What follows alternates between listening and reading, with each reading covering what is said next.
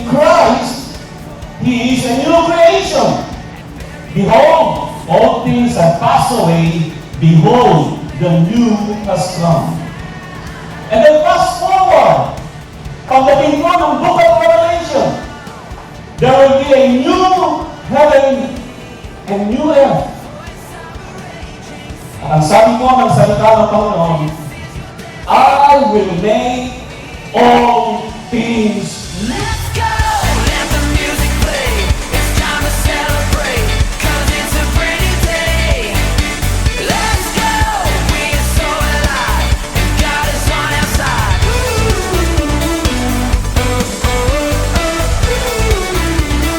Yeah, let's go! Anticipating the future. Look, verse 19.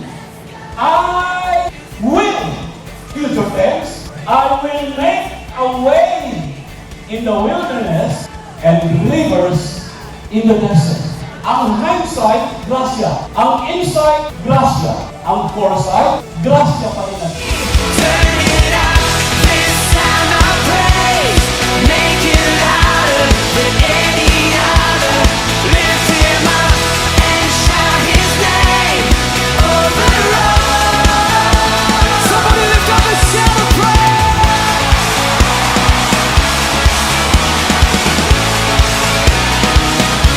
Our praise goes up. Your rain comes down. Oh, our praise goes up.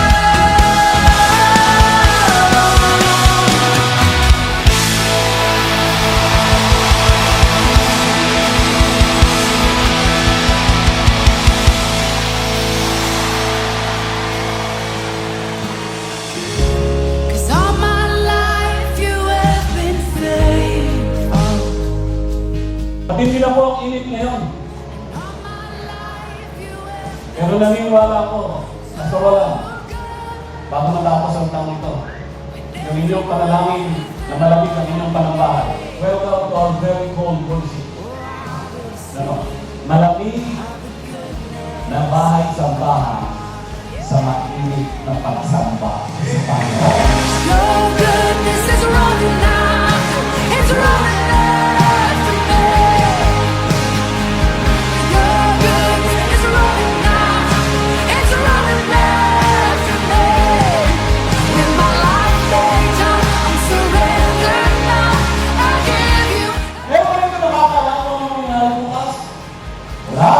Sila wala. Pero, sa bagong bagay na gagawin ng Panginoon, kailangan may tinitignan ka sa inaharap. Hindi ka lang matututo sa nakaraan. Hindi mo lang dapat unawain ang kasalukuyan. Hindi dapat may tinitignan ka sa inaharap.